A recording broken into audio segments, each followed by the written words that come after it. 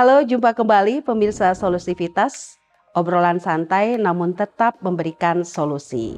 Kali ini saya Evi Fadilah akan memandu perbincangan kita yang sangat menarik di penghujung tahun 2024. Kita akan ngobrol-ngobrol seputar perhelatan politik yang sudah kita lalui sepanjang 2024 yang alhamdulillah ditutup dengan pemilihan kepala daerah baik dari tingkat provinsi sampai kabupaten kota. Nah, pemirsa Solusivitas, kali ini Solusivitas adalah edisi khusus penyiaran bersama teman-teman dari KPID Jawa Barat. Di studio kali ini ada dua orang komisioner yang sudah hadir. Selamat pagi Bapak-bapak. Selamat pagi Bu. Sehat-sehat ya? Sehat alhamdulillah. Kebetulan kita sama nih ya, seragamnya sama. Padahal nggak janjian. Padahal nggak janjian ya. Beliau akan sama-sama kita ajak ngobrol-ngobrol tentu saja seputar apa dan bagaimana kiprah dunia penyiaran dan bagaimana kemudian juga KPID Jawa Barat memainkan perannya untuk mendampingi dunia penyiaran menjalankan peran dan fungsinya. Dan melalui sambungan Zoom kita juga terhubung dengan narasumber kita satu lagi. Saya kok kayak merahasiakan ya. Tapi saya akan minta masing-masing narasumber untuk memperkenalkan diri saja langsung. Kita mulai dari yang di Zoom dulu. Silahkan Bapak yang jauh di sana. Ya, silakan Assalamualaikum Pak. semuanya. Selamat pagi. Selamat pagi. Ya, saya Dadang Rahmat Hidayat, orang Bandung. Asli Bandung ya. Bapak Dadang Rahmat Hidayat ini pemirsa tentu saja kita mengenal beliau selain sebagai pakar komunikasi politik ya Pak ya. Juga beliau menjabat sebagai Dekan Fakultas Ilmu Komunikasi Universitas Padjadjaran. Baik, kita berlanjut kepada para komisioner kita. Silahkan memperkenalkan diri satu persatu dan juga dengan jabatan di KPID itu spesifiknya seperti apa. Hatur nuhun Bu. Assalamualaikum warahmatullahi wabarakatuh. Sampurasun. Saya Ahmad Abdul Basit Bu. Hari ini diamanai sebagai Wakil Ketua Komisi Penyiaran Indonesia Daerah Jawa Barat. Oke. Jadi akrab dipanggil Pak Basit saja ya. Siap Bu. Oke, nanti saya panggilnya Pak Basit. Silahkan berikutnya Bapak kita yang sudah siap siaga. Siap antar dan jaga. Baik, Assalamualaikum warahmatullahi wabarakatuh. Sampurasun, nepangkeun sipuring wasta pun Elang Gantoni Malik, Hasan di Pasien Amanah kanggo koordinator bidang PS2P, pengelolaan struktur dan sistem penyiaran. Pengelolaan struktur dan sistem penyiaran. Oke. Ya, baik dengan Pak Elang ya. Tentu saja saya akan memanggil beliau dengan Pak Elang. Nah, sebelum kita nanti bincang-bincang dengan para komisioner tentang bagaimana catatan ya mungkin dari KPID sendiri mengenai tahun 2024 sebagai tahun politik kita, saya akan ke Pak Dadang dulu, Pak Dadang. Ya, saya akan minta semacam highlight begitu ya Pak Dadang ya, karena di tahun 2024 sebagai tahun politik ini kita sudah melewati luar biasa, ada pemilihan pasangan presiden dan wakil presiden, lalu kemudian juga anggota legislatif ya Pak ya, baik dari tingkat pusat sampai ke tingkat kabupaten kota, lalu kemudian juga anggota DPD. Nah, sedikit Pak highlight ya, catatan secara umum tentang tahun politik kita di tahun 2024 ini. Silakan Pak Dadang. Ya, baik, terima kasih. Kalau kita bicara tahun 2024 memang adalah tahun politik yang cukup dinamis. Banyak kekhasan ya di tahun 2024 dalam konteks politik, di mana kita tahu ada pemilu serentak begitu. Dan ini pertama kali pemilu serentak. Dan dinamika politiknya sendiri baik itu pileg maupun pilpres plus pilkada serentak tadi itu menunjukkan sesuatu yang cukup unik ya, di mana relasi politik, peran media khususnya media sosial gitu ya menjadi sangat vital. Tapi bukan berarti peran dari media penyiaran itu tidak penting di Indonesia, khususnya televisi dan radio masih memberikan pengaruh ya kepada dinamika politik yang terjadi. Nah, tentu kita berharap sebetulnya dinamika politik melalui media ini adalah dinamika politik yang positif, dinamika politik yang tetap mempersatukan begitu, tidak malah menjadi terjadinya polarisasi atau sesuatu yang makin terpecahnya bangsa ini.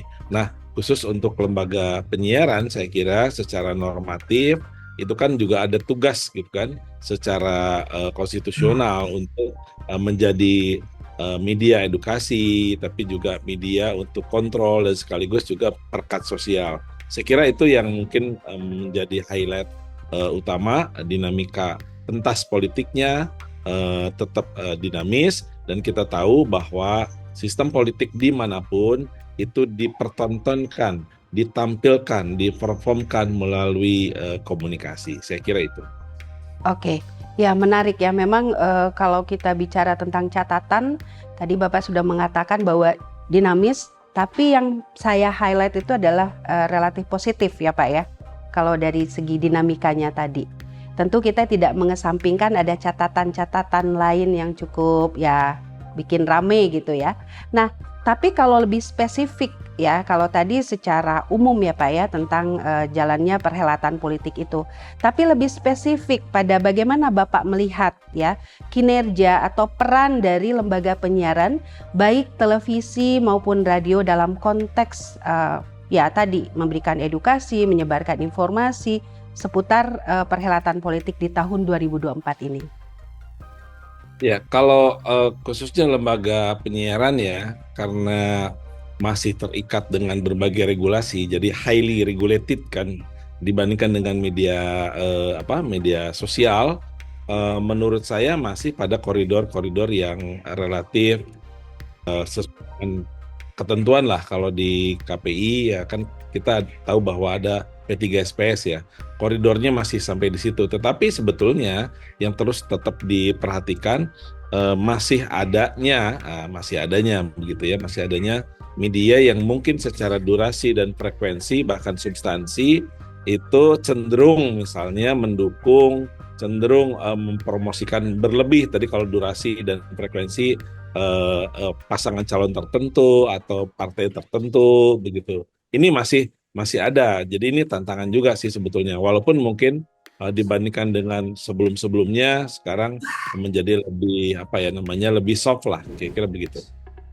Oke, nah itu satu realitas ya yang bisa dikatakan dari waktu ke waktu kita lihat persoalan bagaimana kaitannya antara pemilik media gitu ya, industri media itu sendiri dengan yang di-highlight itu adalah tentang netralitas dan keseimbangan, termasuk juga di dalamnya memberikan kesempatan yang sama ya Pak ya terhadap para kontestan untuk tampil di media-media. Mengapa Pak ini terus terjadi dan terjadi begitu? Karena dari catatan Pak Dadang juga itu masih ada ya Pak ya? Ya, artinya bahwa media penyiaran masih dipandang mempunyai pengaruh begitu kan untuk performa perorangan, partai politik gitu kan ya, untuk memberikan performa atau brand positif kepada masyarakat. Dan juga ada sebagian yang masih mempercayai bahwa lembaga penyiaran mempunyai pengaruh yang bisa berimplikasi kepada juga media sosial. Apalagi misalnya beberapa media penyiaran juga mempunyai akun-akun atau platform media sosialnya. Saya kira ini menjadi sangat penting, apalagi misalnya masyarakat kita sebagian kalau sudah ada di media penyiaran memandang bahwa ini lebih kredibel dibandingkan media sosial, lebih kredibel begitu ya.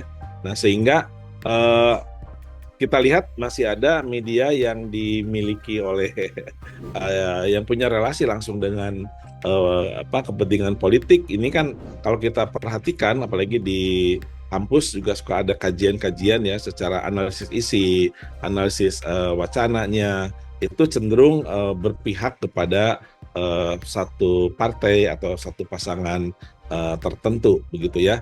Dan bahkan mungkin ada satu media yang orang sudah tahu bahwa ini cenderung ke partai yang mana. Nah, saya kira itulah fungsi dari pengawasan KPI, KPID begitu ya, untuk terus menjaga marwah media penyiaran sebagai media yang mampu, ya tadi kata Ibu Evi, lebih balance kan begitu ya, independen, netral begitu ya, sambil juga menjadi saluran utama bagi munculnya suara-suara masyarakat, suara-suara kepentingan yang seringkali terabaikan begitu ya. Ya, dibandingkan misalnya kepentingan-kepentingan kekuasaan, kepentingan politik dari elit-elit tertentu. Oke, ya saya juga punya banyak catatan dari apa yang Bapak sampaikan tadi, banyak hal-hal menarik ya Pak ya. Tapi tadi bahwa kita melihat di satu sisi memang dunia penyiaran, televisi maupun radio itu melakukan ini karena memang masih mempunyai kekuatan ya Pak ya. Apalagi kemudian juga ketika televisi atau radio ini juga menggunakan media sosial sehingga menjangkau lebih luas khalayak ya. Oke, nah ini dari sisi Bapak sudah menyinggung tadi ya tentang peran dari Komisi Penyiaran Indonesia di pusat maupun di daerah ya, sedikit banyak tentang masalah pengawasan tadi. Tapi kalau Bapak sendiri melihat seperti apa Bapak menilai ya peran dan fungsi itu dijalankan oleh KPI maupun KPID? Ya, kalau secara normatif prosedur kan sebenarnya KPI juga sudah punya P3SPS tadi, bahkan sudah ada MOU ya kalau tidak salah dengan KPU, Bawaslu, dan selalu mengingatkan kepada lembaga penyiaran untuk sesuai dengan ketentuan begitu ya. Namun kan kembali kepada lembaga penyiarannya gitu kan, ada lembaga penyiaran yang berpikir benefit tidak netralnya itu menjadi lebih besar gitu ya, mungkin dia akan mencoba untuk ya coba-cobalah begitu ya. Ya kita tahu kok ada beberapa media yang seperti itu, apalagi misalnya terkait dengan relasi kuasa pemilik gitu ya, atau pemilik dengan kepentingan politik lainnya, kepentingan ekonomi lainnya kan begitu ya.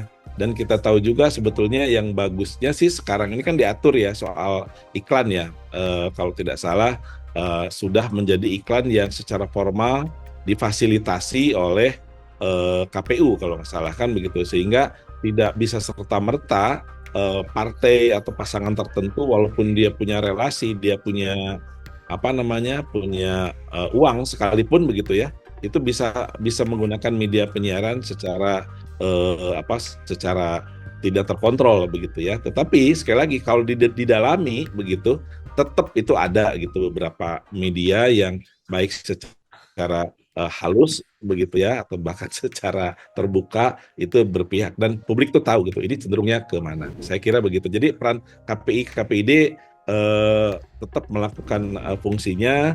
Kita memang menunggu sih sebetulnya laporan sebagai publik ya. Kita menunggu catatan atau laporan dari KPI, KPID Jawa Barat khususnya bagaimana pemantauan terhadap netralitas lembaga penyiaran, tapi juga sekaligus memberikan memberikan judgement atau assessment sejauh mana juga lembaga penyiaran memberikan edukasi politik yang kita tahu, misalnya bagaimana perannya dalam meningkatkan partisipasi politik masyarakat. Saya kira itu penting yang diharapkan dari KPI atau KPID Jawa Barat.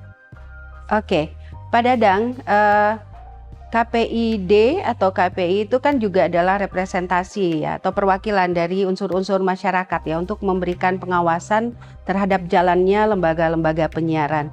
Namun di samping itu juga KPID atau KPI juga istilahnya itu mengajak partisipasi juga dari masyarakat untuk memberikan masukan, laporan kalau ada pelanggaran dan lain sebagainya.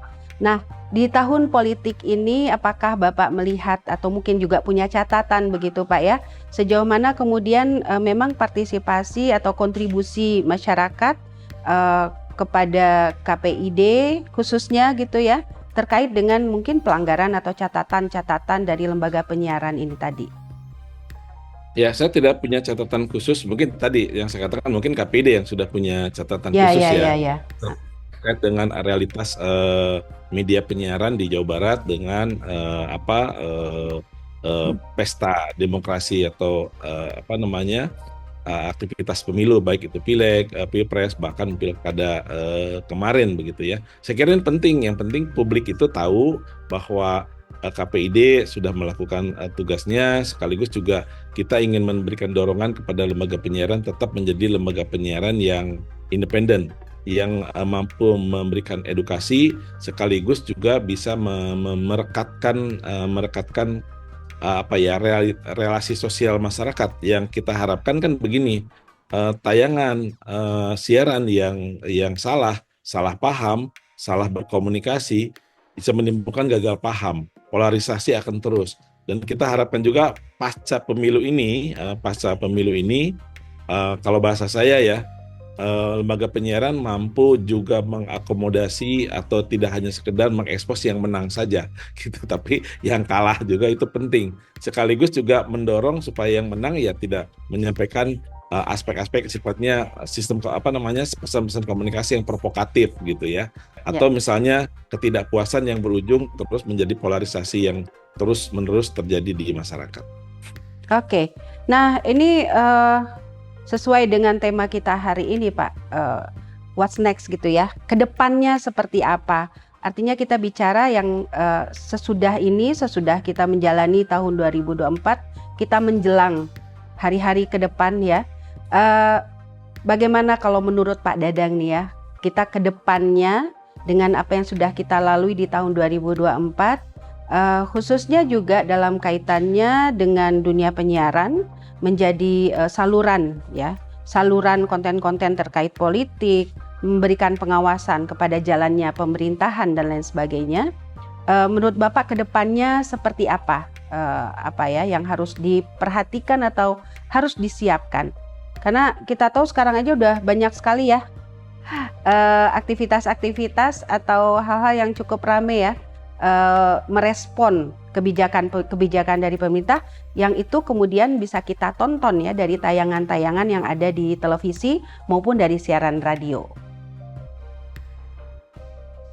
Ya, baik, lembaga penyiaran khususnya ya umumnya media itu dalam konteks aktivitas politik atau sistem politik, khususnya pemilu begitu, sebetulnya memang sudah bergerak, sudah menjadi bagian dari terjadinya penyaluran pesan-pesan komunikasi politik sejak undang-undang pemilu dibuat, saja kan begitu kan, sejak pembentukan KPU, Bawaslu begitu. Jadi sebetulnya media sudah ada di situ kan begitu ya. Bagaimana kemudian perhelatan itu terjadi, perdebatan itu terjadi sebelum pemilu dilaksanakan. Kalau Pilpres kita ingat juga bagaimana peraturan-peraturan itu terjadi dinamika di MK misalnya begitu kan. Itu juga media sudah terlibat. Kemudian di dalam proses pemilunya sendiri dan pelaksanaan pemilunya sendiri, dan juga sampai sudah terpilihnya legislatif, presiden, wakil presiden, dan para kepala daerah. Tentu setelah itu adalah bagaimana media penyiaran itu juga terlibat dalam terus mengawasi jalannya pemerintahan itu sendiri, jalannya legislatif berfungsi. Artinya media secara kontinu gitu terus menjadi bagian dari proses atau sistem politik yang terjadi di Indonesia. Saya kira itu, jadi terus menjadi bagian mata dan telinganya publik gitu ya. Harusnya begitu. Oke. Baik, dan tadi juga saya catat konstruktif ya Pak ya? Ya, masih konstruktif lah gitu ya. Karena juga ada yang mengawasi ini sekarang. Pembandingnya dari media sosial. Iya, baik, terima kasih Pak Dadang ulasannya, baik yang sudah lalu ya maupun yang akan kita hadapi ke depan. Dan baik pemirsa, usai jeda kita akan lanjutkan perbincangan ini. Tentu saja Anda jangan kemana-mana, tetap di Solusivitas.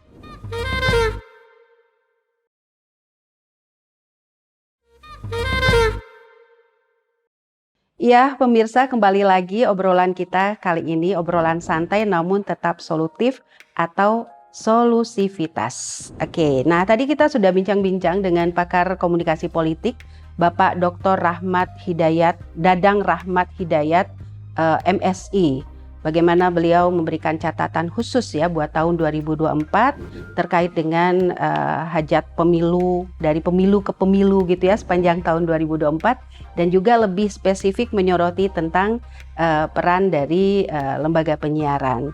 Nah, sayang sekali beliau tidak bisa ini ya Pak Basit dan Pak Elang ya menemani kita sampai akhir karena ada satu dan lain kesibukan. Tapi alhamdulillah tadi kita sudah banyak sekali catatan. Dan sekali lagi saya mengingatkan bahwa di dalam obrolan ini saya juga ditemani oleh para komisioner KPID, Komisi Penyiaran Indonesia Daerah Jawa Barat. Ada Pak Basit sebagai Wakil Ketua KPID Jawa Barat dan juga Bapak Elang Gantoni Malik ya Pak ya. Beliau adalah Koordinator Bidang PS2P atau Pengelolaan Struktur dan Sistem Penyiaran KPID Jawa Barat. Oke Pak Basit, saya mau ini dulu ya. Tadi memang Pak Dadang sudah mengingatkan bahwa yang juga melakukan semacam tugasnya melakukan pengawasan ya dari siaran dari pemilu ke pemilu adalah KPID Jawa Barat, dan itu juga pasti punya catatan khusus karena memang melakukan pengawasan ya Pak ya. Mungkin secara singkat seperti apa hasil dari pengawasan itu? Ya, baik Bu Evi, terima kasih. Tadi yang disampaikan Pak Dadang Rahmat Hidayat itu juga kami catat ya, karena itu masukan untuk tahapan-tahapan selanjutnya yang juga akan kami awasi. Jadi pertama, KPID Jawa Barat melihat bahwa pemilu 2024 dan pilkada itu syukur alhamdulillah berjalan dengan baik. Seluruh elemen masyarakat terlibat meskipun sampai hari ini ada juga catatan-catatan yang masih berproses di Mahkamah Konstitusi. Tapi kita hormati itu sebagai bagian dari proses demokrasi. Khusus untuk penyiaran, kami sudah sejak awal, kami sudah berkolaborasi dengan penyelenggara pemilu Bu, KPU dan Bawaslu. Kami berinisiatif untuk membentuk gugus tugas, itu gugus tugas pengawasan pemilu. Dan dari kerjasama 3 pihak itu, termasuk juga melibatkan Dewan Pers kalau di tingkat pusat, itu menemukan beberapa pelanggaran yang akhirnya ditindaklanjuti bersama. Misalnya Bawaslu beberapa waktu lalu menemukan aduan atau menemukan pelanggaran pemilu khususnya di bidang penyiaran, dan itu tidak langsung diproses oleh Bawaslu sendiri. Tapi karena tupoksinya ada di KPID, maka diserahkan ke KPID dan KPID yang akhirnya menangani itu. Pelanggarannya terkait dengan apa? Persis dengan catatan yang Pak Dadang sampaikan, kaitan dengan afiliasi pemilik dengan partai politik atau keterikatan konten siaran dengan partai politik tertentu, itu dikeluhkan dan sudah kami tindak lanjuti. Di antaranya keluar sanksi dari KPID Jawa Barat karena dalam isi siaran itu yang paling banyak ditemukan selama pilkada dan pemilu itu adalah pelanggaran pasal 71 kaitan dengan di P3SPS kaitan dengan siaran politik yang proporsional. Oh iya, jadi, proporsionalitasnya betul, ya. Misalnya dari sekian calon, kita menemukan beberapa televisi itu atau radio hanya menyiarkan 1 atau 2 pasangan calon saja, sementara yang lain tidak. Tapi kami kan tidak langsung memberi putusan atau sanksi Bu. Ada proses-proses dan mekanisme yang kami tempuh. Ada yang setelah pembuktian, misalnya kami panggil untuk klarifikasi, ada yang terbukti memang itu adalah kesengajaan dan diputus melanggar, tapi ada juga yang ternyata ada cerita di balik layarnya. Misalnya lembaga penyiaran sudah berupaya untuk mengundang seluruh pasangan calon. Ya, sudah diundang misalnya 3-3-nya, namun pada hari H yang datang hanya 1 atau 2. Secara tampilan di televisi atau di udara di radio seolah tidak berimbang, tapi sebenarnya lembaga penyiaran sudah melakukan upaya untuk mendatangkan semuanya. Nah, yang begitu kami pahami karena dinamika di redaksi kadang kan begitu, mengundang tidak selalu datang. Tapi yang jelas yang penting lembaga penyiarannya bisa membuktikan ada bukti tanda terima surat undangannya misalnya. Oh ya, Atau jadi memang dibuktikan ya betul, usahanya itu betul. tadi ya. Ada email yang dikirimkan atau pesan singkat yang dikirimkan sehingga kami bisa ngecek, oh betul sebenarnya kesempatannya diberikan ke seluruh pasangan calon. Oke. Ya, selain itu barangkali Pak Elang juga punya catatan ya terkait dengan bagaimana lembaga penyiaran baik itu TV maupun radio di Jawa Barat menjalankan peran dan fungsinya selama tahun 2024 ini. Baik, terima kasih pertanyaannya Bu Evi. Memang ini menjadi usaha kita bersama. Karena memang yang namanya penyiaran menurut Undang-Undang 32 tahun 2002 itu memiliki asas, memiliki tujuan, fungsi, dan arah. Iya. Jadi kalau di Indonesia kan relatif masih rendah budaya membaca. Jadi kita sama-sama membaca, sama-sama mengimplementasikan. Semisal dalam pasal 2. Jadi penyiaran diselenggarakan dengan dasar Pancasila dan Undang-Undang Dasar Negara Republik Indonesia tahun 1945. Nah, pertanyaannya apa itu Pancasila? Kan kita juga mungkin dalam tanda petik bisa jadi abai atau mungkin kita hilaf belum membaca. Dulu TAP MPR nomor 2 tahun 78 kita masih mengenal 36 butir sila-sila Pancasila. Kemudian ketika TAP MPR nomor 1 tahun 2003 itu menjadi 45 butir. Pertanyaannya, yang di depan sini anak muda pernah membaca belum butir-butirnya? Ayo anak-anak muda. Karena apa? Karena itu pengejawatan keseharian. Dulu angkatan kita, Ibu, ketika kita nonton Unyil, itu ada tokoh Meni atau Melan gitu ya, yang notabene teman-teman dari Tionghoa dan beda keyakinan. Nah, itu kan tidak termaktub di generasi sekarang. Karena Unyilnya sudah main ke industri. Kalau Unyil kan sekarang mau main ke pabrik gitu ya. Dulu mah kan kita di lingkungan bermain, mereka ya bersenda gurau, kadang ada cerita apa, itu menjadi menarik. Nah, itu yang hilang. Padahal kita ini berdasarkan dari Pancasila dan Undang-Undang Dasar. Kemudian juga apa? Kita harus membina karakter dan jati diri bangsa yang beriman dan bertakwa. Artinya, ya memang menjadi penting nih konten-konten tadi Pak Basit sampaikan. Kenapa jadi nggak adil? Karena ya mungkin yang punyanya berkaitan dengan politik gitu ya, atau yang punyanya. Jadi sehingga ada kecenderungan gitu. Jadi kita kembali kepada nilai dan norma-norma yang ada di ada falsafah negara kita itu tadi ya Pak Elang ya. Oke, saya kembali ke Pak Basit nih Pak Basit. Tadi kembali ke pengawasan. Kita tahu di Jawa Barat ini ada ratusan ya Pak ya lembaga penyiaran. Mungkin ini lebih teknis ya Pak. Ada kalau tidak salah berapa tadi 476 ya, lembaga penyiaran. Seperti apa sih teknisnya? Kemudian ketika KPID melakukan pengawasan, apakah memang dipantau satu persatu atau bagaimana caranya? Jadi secara teknis KPID Jawa Barat itu pertama punya ruang pengawasan di Jalan Malabar nomor 62. Ruang secara fisik nih ya? Ruang secara fisik. Di sana ada TV-TV, ada radio-radio receiver gitu ya. Dan ada petugas-petugas yang tugasnya setiap hari itu memantau radio dan televisi. Cuman petugas yang terbatas, alat yang terbatas tentu tidak dapat menjangkau seluruh wilayah Jawa Barat yang jumlahnya paling banyak di Indonesia 476 tadi Bu. Tapi upaya kami untuk mengawasi tentu tidak berhenti di sana. Misalnya kawan kami di bidang pengawasan isi siaran itu punya metode penertiban. Penertiban itu datang ke sebuah kota di titik kumpul tertentu, kemudian radio dan televisi diundang untuk datang dan mengumpulkan bukti rekaman selama 1 tahun. Karena di undang-undang itu diwajibkan memang lembaga penyiaran minimal mengumpulkan atau menyimpan rekaman itu selama 1 tahun ke belakang. Dan itu ketika dikumpulkan maka hasil itu yang kemudian dianalisis oleh tim pemantau di KPID Jawa Barat. Kemudian kami membentuk relawan-relawan pemantau Bu, di berbagai daerah, kolaborasi dengan organisasi kepemudaan, dengan ormas, dengan sekolah, dengan kampus untuk membentuk namanya komunitas PIS, komunitas pemantau isi siaran. Mereka dari unsur masyarakat yang kami latih pemahaman, pengetahuan tentang regulasi, Undang-Undang Penyiaran dan P3SPS. Terus mereka kami libatkan dalam proses pengawasan-pengawasan. Jadi kalau ada yang mereka temukan, misalnya pelanggaran TV dan radio di daerahnya, kami fasilitasi untuk dilaporkan dan kami nanti menindaklanjuti. Nah itu upaya-upaya.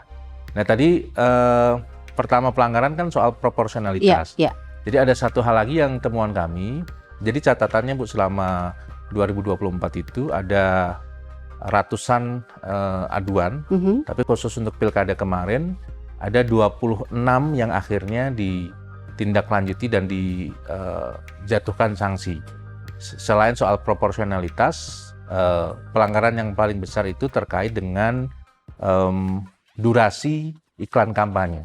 Oke. Nah, di peraturan KPU nomor 13 tahun 2024 itu kan dicantumkan secara rigid bahwa misalnya radio hanya maksimal 60 detik 10 kali sehari. Televisi 30 detik 10 kali sehari. Ternyata teman-teman kita banyak juga yang kreatif ya, yang membuat iklan kampanyenya melebihi durasi yang ditentukan.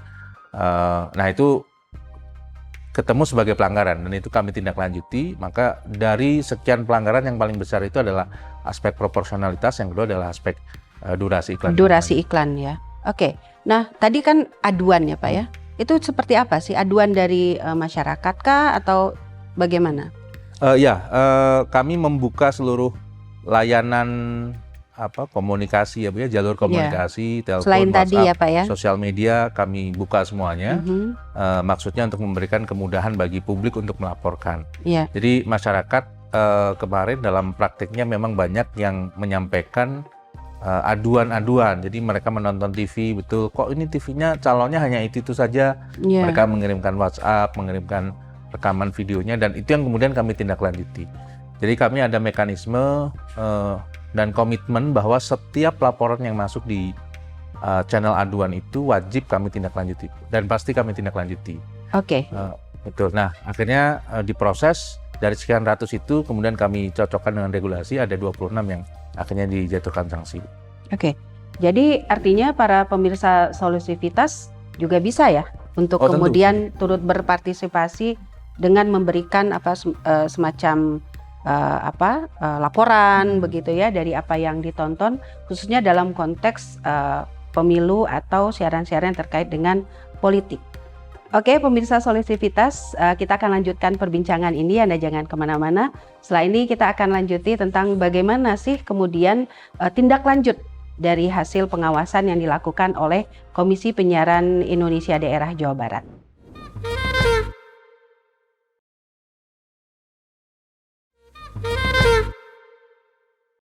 Pemirsa Solusivitas, kita kembali dalam perbincangan mengenai tantangan penyiaran pasca pemilu 2024. Ya, alhamdulillah tadi catatan baik dari pakar komunikasi politik kita, Bapak Dr. Dadang Rahmat Hidayat ya, MSI itu positif secara umum begitu ya, dan demikian juga dari apa yang disampaikan oleh para komisioner dari KPID Jawa Barat, bahwa apa yang dilakukan oleh dunia penyiaran juga relatif gitu ya, relatif karena tadi ternyata ada beberapa catatan juga, tapi itu masih relatif dalam kategori yang ya mungkin masih aman lah begitu ya Pak ya, karena segala sesuatunya masih bisa ditindaklanjuti. Nah tadi mengenai tindak lanjut, melakukan pengawasan, lalu kemudian juga ada beberapa catatan terkait dengan proporsionalitas tadi, keseimbangan dan netralitas, lalu terkait juga dengan pengaduan ya Pak ya. Ada puluhan pengaduan yang masuk ke KPID Jawa Barat terkait dengan iklan kampanye atau iklan partai lah begitu ya. Karena kan kampanye dengan iklan itu berbeda ya Pak ya. Iya, itu iklan kampanye. Iya, oke. Nah, apa sih sebenarnya tindak lanjut yang dilakukan? Apa saja gitu ya tindak lanjut yang dilakukan oleh KPID ketika tadi ya ada pelanggaran? Sudah terbukti ada pelanggaran? Ya, kalau tahapannya dari laporan itu kemudian itu dianalisis oleh tim kami dalam rapat bidang isi siaran. Baru kemudian setiap minggu itu kami putuskan di sidang pleno yang diselenggarakan setiap hari Senin kalau di KPID Jawa Barat. Memang tidak semuanya akhirnya berakhir sanksi karena kadang yang publik laporkan tidak memenuhi unsur pelanggaran misalnya. Kemudian yang kedua, tidak semuanya ditindaklanjutinya oleh KPID Jawa Barat, Bu. Karena untuk lembaga penyiaran yang siaran lokal itu bisa kami langsung eksekusi, tapi kalau lembaga penyiaran berjaringan atau SSJ sesuai dengan peraturan KPI tentang kelembagaan itu diteruskan ke KPI Pusat. Jadi untuk TV-TV berjaringan itu ketika kami menemukan pelanggaran, mekanismenya kami kirim ke pusat. Jadi ke induknya ya? Betul, dan KPI Pusat yang akhirnya memberikan putusan apakah melanggar atau tidak. Itu secara Ya. tahapan ya yang kami lakukan, Bu. Nah tadi kan Pak Basit menyampaikan kalau memang terbukti lalu diberikan sanksi begitu ya, itu bentuk-bentuk sanksinya seperti apa? Memang dalam P3SPS itu kan dijelaskan juga soal mekanisme sanksi, mulai dari sanksi teguran tertulis gitu ya, kemudian sampai ke pembatasan jam siaran, kemudian pengurangan durasi, sampai dengan rekomendasi pencabutan izin memang kalau di paling ujungnya. Iya. Tapi selama ini bersyukurnya ketika sanksi teguran itu dilayangkan, biasanya tidak melebihi teguran 2 itu sudah berubah. Jadi pelanggaran-pelanggaran yang semula dilakukan itu sudah diperbaiki. Jadi tidak sampai berlanjut ke teguran kedua dan selanjutnya gitu. Oke, tapi itu berarti harus sesuatu kan masih ongoing begitu ya, ketika siarannya masih berlangsung atau mungkin dalam rentang waktu yang ketika diberi masukan dia berubah gitu ya. Tapi kalau sudah berlalu itu gimana Pak? Kan batasannya di program dan bulan. Jadi selama pelanggaran itu dilakukan pada program yang sama, Ya. pada bulan yang sama, maka akan berlanjut ke teguran tingkat atasnya. Jadi dari 1 ke 2 ke 3 dan seterusnya. Oke. Tapi kalau dia sudah misalnya program yang berbeda, maka itu bentuk tegurannya bentuk teguran yang berbeda atau surat yang berbeda. Jadi kalau pembatasannya misalnya kita ingat ada beberapa program televisi yang dibatasi itu, yang dibatasi ini adalah durasi programnya gitu. Oke, ya tadi Pak Basit sempat juga menunjuk ya ke Pak Elang karena nanti ada kaitannya dengan Iya. bidang atau divisi yang ditangani oleh Pak Elang tadi ya, pengelolaan struktur dan sistem penyiaran. Jadi bisa sampai kemudian berkaitan dengan infrastruktur siarannya juga kemudian di bagian dari sanksi ya Pak Elang. Betul, selain memang lembaga penyiaran sendiri memiliki asas, kemudian tujuan, fungsi dan arah. Nah, arah ini memang ada klausul yang menyampaikan bahwa narasi memang mencegah monopoli kepemilikan. Ini kan menjadi sorotan masyarakat karena kan di Indonesia ternyata pemiliknya hanya gelintir dan terafiliasi dengan partai politik. Jadi ketika bicara monopoli kepemilikan, faktualnya kan oligopoli ya, artinya TV-TV yang ada ini terafiliasi dengan kental sekali dengan partai politik atau pemilik misalnya berhubungan erat dengan partai politik. Dan juga kami harus mendukung persaingan yang sehat. Nah, bicara persaingan sehat sama juga tadi, karena untuk iklan kampanye atau mungkin tahapan sebelumnya sosialisasi itu pasti kan mereka karena punya juga ini dalam tanda petik yang punya lembaga penyiaran terus juga afiliasi ke partai politik pasti di situ. Justru kalau kami memandangnya lembaga penyiaran yang lain itu belum kebagian bocoran dana iklannya lah gitu ya. Oke. Termasuk dari teman-teman KPU atau Bawaslu karena pun mereka terbatas anggarannya. Ya kalau jujur kan di Jawa Barat ada sekitar 476 itu setidaknya terbagi rata gitu ya. Namun memang menarik ini karena selain lembaga penyiaran swasta, Divia pun sama lembaga penyiaran khusus gitu ya, komunitas gitu ya. Ini pun ada lembaga berlangganan. Ini menjadi penting juga, menjadi narasi kami pun sama, pemiliknya terafiliasi ke atas sehingga kami harus berhati-hati dan tetap bijaksana-bijaksinilah atau berhikmah dalam mengambil keputusan untuk mengingatkan bahwa hal demikian biar masyarakatnya merasa nyaman ya menonton itu. Karena apa? Indikatornya kemarin kan kalau nggak keliru KPU ketika pilkada malah rendah ya partisipasi publiknya dibandingkan dengan Pileg dan Pilpres. Sementara demikian. Oke, baik, terima kasih Pak Elang. Nah, saya ingin ke Pak Basit lagi. Pak Basit, ketika media penyiaran ya dalam hal ini tadi sempat disinggung juga oleh Pak Elang bahwa konsentrasi politik, tahun politik itu juga dipandang sebagai sebuah peluang ya dalam konteks bisnis tadi dengan iklan-iklan politik dan sekarang itu sudah juga diatur oleh KPU. Nah, tapi terkait iklan lalu konten apapun bentuknya baik dari pemberitaan maupun dari program-program penyiaran yang lain, media penyiaran kan juga punya media-media sosial nih Pak. Nah, itu apakah KPID atau KPI itu sampai juga melakukan pengawasan pada media-media sosial, akun-akun media sosial dari lembaga penyiaran? Ya, betul Bu. Dari perspektif yang lain, khususnya perspektif bisnis, pemilu itu dipandang tidak hanya sebagai edukasi politik, proses demokrasi, tapi juga kalau saya sering menyebut itu masa panennya lembaga penyiaran. Jadi teman-teman radio dan TV itu selama ini kan mengenal ada 2 masa panen. Yang pertama adalah Lebaran, karena di situ banyak sekali iklan yang masuk. Yang kedua adalah ketika momen-momen politik seperti pilkada dan pemilu. Maka kemarin kami juga menindaklanjuti dengan kami datang langsung ke KPU Jawa Barat untuk menyerahkan daftar nama lembaga penyiaran yang berizin resmi di Jawa Barat. Kenapa kami datang? Kami berharap bahwa distribusi iklan kampanye yang dikelola oleh teman-teman KPU itu didistribusikan kepada lembaga-lembaga penyiaran yang berizin. Jadi tidak sampai beriklan di lembaga penyiaran yang tidak berizin gitu. Nah, itu upaya kami lakukan begitu. Kemudian yang kedua, secara khusus memang regulasi kita belum mampu menjangkau media sosial di luar lembaga penyiaran yang diawasi oleh KPI. Punya yang siarannya di frekuensi. Betul, itu ya Pak ya, frekuensi. Meskipun itu adalah media sosial milik lembaga penyiaran.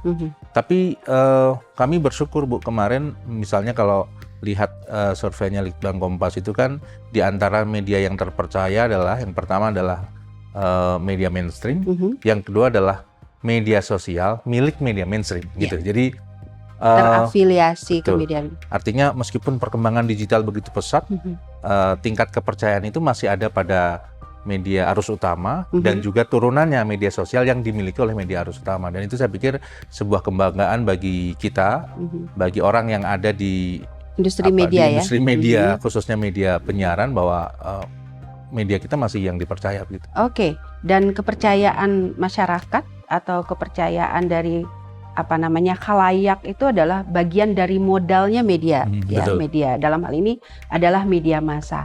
Nah, ini terkait dengan tema kita hari ini. Lalu ke depannya bagaimana kemudian apa yang sudah kita lalui sepanjang tahun 2024 sebagai tahun pemilu atau tahun politik ini, kita kan melihatnya ke depan ya Pak Basit dan Pak Elang ya. Bagaimana kita bisa melangkah ke depan dengan apa yang sudah kita lalui agar supaya media penyiaran dan masyarakat kita itu bisa termasuk juga pemerintah itu masing-masing bisa berjalan secara sehat begitu ya Pak ya, dan memang secara ideal. Gimana Pak Basit ke depannya untuk media penyiaran dalam konteks ini tadi ya? Pertama saya ingin mengucapkan terima kasih untuk teman-teman di lembaga penyiaran di Jawa Barat karena turut menyukseskan jalannya pemilu dan pilkada kemarin, berjalan dengan kondusif. Dan selanjutnya yang paling penting adalah tugas untuk ikut mengawal jalannya pemerintahan. Jangan sampai pemerintahan ini dibiarkan berjalan sendiri, tapi juga harus didampingi. Didampingi itu ya kalau mungkin dibantu untuk mensosialisasikan programnya, tapi kalau salah juga harus diingatkan dengan keras atau dengan pengawasan kritis, itu tadi ya. Dan itu menurut saya penting karena seperti yang kita pelajari, selain eksekutif, legislatif, dan yudikatif, ada peran pers di sana untuk menjaga tegaknya demokrasi dan berjalannya 3 fungsi lembaga tadi. Kemudian yang kedua, saya secara pribadi cukup senang karena pemerintahan yang terpilih, misalnya di tingkat pusat, sudah mulai terlihat memiliki perhatian ke lembaga penyiaran.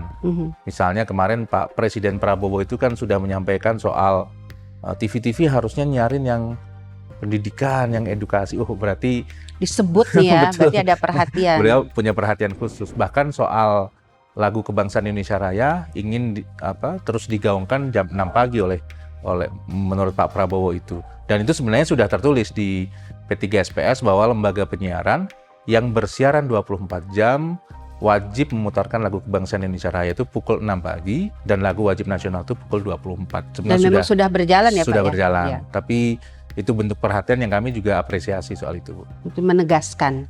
Oke. Nah, barangkali Pak Elang juga untuk ke depan ada masukan juga ya untuk lembaga penyiaran atau mungkin juga untuk masyarakat ya, karena mereka juga ditunggu partisipasinya ya. Betul, terima kasih Bu Evi. Memang lembaga penyiaran ini sebagai bentuk kegiatan, artinya penyiaran sebagai kegiatan komunikasi massa, dia memiliki fungsi sebagai media informasi, edukasi atau pendidikan, juga hiburan yang sehat, dan juga perekat serta kontrol sosial. Apakah sudah berfungsi dengan baik? Kita sama-sama bisa menjawab. Sebagai contoh, kalau Ibu Evi ke Singapura kan begitu tertib, ya tidak ada sampah. tidak ada puntung rokok. Itu kan dampak dari masyarakat yang sudah terdidik dengan baik dengan aturan atau hukum yang tegak. Pun demikian televisi. Apabila televisi kita masih banyak cerita ririwa, jurik, berarti kan masyarakat kita masih dalam tanda petik ya di alam itu gitu. Yang notabene kita ini alam yang terhitung, terukur. Pun demikian dengan misalnya eksplorasi kaitan dengan gender. Ini pun menjadi bagian konsen kami karena memang wajar lah. Kita kan masih rata 80% lulusan kelas 8 atau masih SMP. Kalau anak SMP kan coba-coba, pengen atensi lebih tinggi, lagi mulai beger gitu ya. Jadi kita mendidik masyarakat kurang lebih seperti anak SMP, itu faktanya. Iya. Kurang lebih begitu deh. Iya. Dan media penyiaran itu adalah bagian ya untuk mengedukasi masyarakat. Pendidikan. Dan pemirsa Solusivitas yang namanya KPI atau KPID juga di tingkat provinsi ya Pak Basit ya. Dalam konteks ini kita bicara politik ya, bagaimana media penyiaran KPID sebagai bagian dari pengawas itu tadi. Tapi seperti yang diingatkan oleh Pak Elang tadi, kedepannya juga banyak hal-hal lain ya, juga dari segi sosial, budaya dan lain sebagainya. Oke, sebenarnya masih banyak yang bisa kita perbincangkan ya terkait dengan bagaimana kita ke depan. Tapi mungkin apa yang di-highlight tadi oleh Pak Basit ya maupun juga oleh Pak Elang, bahwa media massa kita paling tidak memang terbukti itu masih istilahnya memiliki kekuatan ya, ada trust dari masyarakat, dan trust itulah yang kemudian harus dijaga ya Pak ya. Yaitu tadi ketika dalam konteksnya melakukan pengawasan terhadap jalannya pemerintahan, bagaimana kemudian itu bisa dijalankan dengan ideal, ada keseimbangan, netralitas, dan ya norma-norma yang kemudian juga dijadikan sebagai bahan ya untuk mengawasi jalannya lembaga penyiaran oleh KPI dan KPID di Jawa Barat. Baik pemirsa Solusivitas, kita akan tutup perbincangan ini. Saya ucapkan terima kasih kepada Bapak Ahmad Abdul Basit dan juga Pak Elang, dan mudah-mudahan selalu bersedia ya untuk kita ajak ngobrol-ngobrol terkait dengan masalah penyiaran. Dan tentu saja terima kasih kepada Anda semua pemirsa Solusivitas, dan insya Allah kita berjumpa lagi dalam obrolan berikutnya yang tidak kalah seru. Sampai jumpa.